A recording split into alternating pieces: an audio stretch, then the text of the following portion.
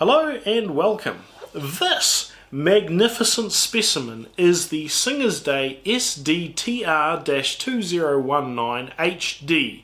It is a brand new trumpet that has been sent to me from Singer's Day in China, and it's marketed as a heavy duty trumpet. This trumpet's about 100 to 150 grams heavier than what some of the other trumpets that you might get from China, and that extra mass does tend to make a bit of a difference.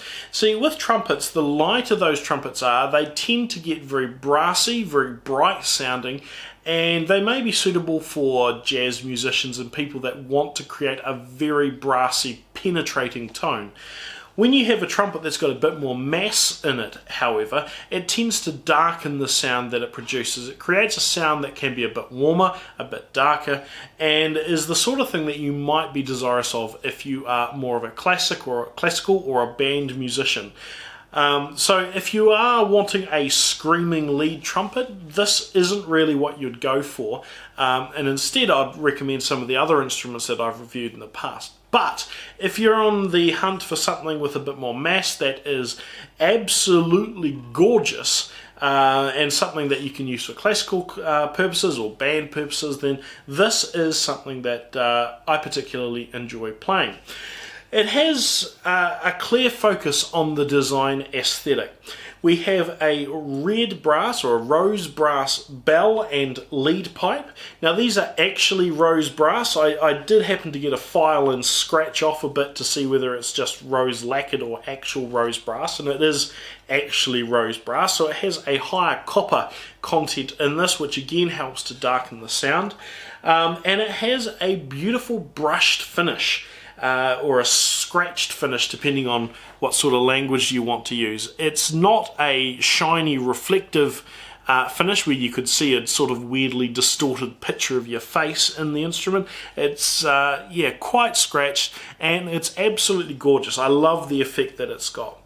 We have a standard yellow brass valve casing, nickel silver plated tuning slides here, and on the third valve tuning slide as well.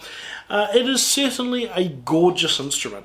We have the standard thumb saddle and finger ring on the first and third tuning slides respectively. A standard slide stop for the third valve, so you don't extend that too far, the third valve tuning slide. And the double brace here, it's pretty similar in terms of its construction. It's just the materials are a little bit different and it has some mass to it. The valves are a little bit unusual in terms of the accessories of the valves. The finger buttons are just standard brass. These are flat across the top. They feel a little bit unusual because they are flat. There's no shape to the top of these. The valve caps, the top valve caps here are heavier than normal. They're heavyweight valve caps, although not as heavy as some of the other ones. And same for the valve caps at the bottom of the instrument. These are heavy valve caps as well. Some of that mass helps to keep the vibrations inside the valve casing, prevent the vibration from bleeding throughout the instrument, can help make it a little bit more efficient. That's the theory behind it anyway. My only real criticism from the feel of holding this instrument is that the valve caps don't have any knurling. They don't have any of the ridges or anything that make it easy to grip onto the valve caps or finger buttons.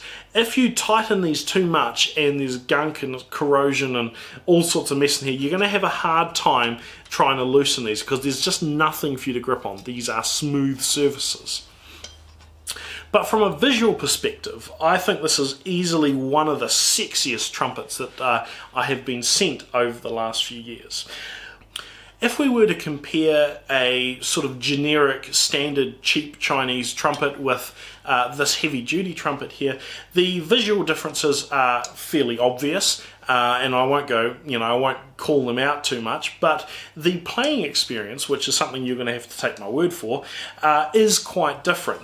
This is a lighter weight trumpet. It produces a very bright, very brassy, very penetrating tone. It's the sort of thing that is going to sound the best if you need to stand out, if you need to play over a group such as in a lead trumpet situation in a jazz band or something like this.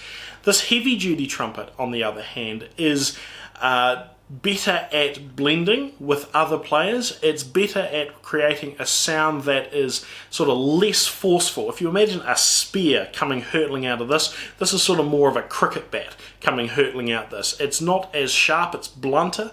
It's got just as much force and just as much energy, but the way that is delivered is slightly different. Now this is a generic Chinese trumpet case. It's perfectly adequate in every way. It keeps the instrument safe and so forth, but it's rather uninspiring. However, the case that comes with the Singer's Day trumpet looks a little bit better. It looks like this. We've got a handle on this end, a handle on the front. We've got two nice latches, and the inside is just as nice. The build quality of this trumpet is reasonable. It's about on par with what I have come to expect out of recent instruments from China. The valves in it are perfectly adequate. They're about on par with, as I've said, what you would expect from this price point. There's some of the intonation is potentially a little bit dubious, but I suspect if you were to get a sort of better mouthpiece than the generic ones that tends to come with these, then that would improve the intonation characteristics. So if you're interested in finding out a bit more about this instrument, then you can visit the links in the video description. If you're in the US, there's an Amazon link. If you're not in the US, there's a link to Singer's Day's website. So thank you to Singer's Day for sending this to me, and thank you very much for watching.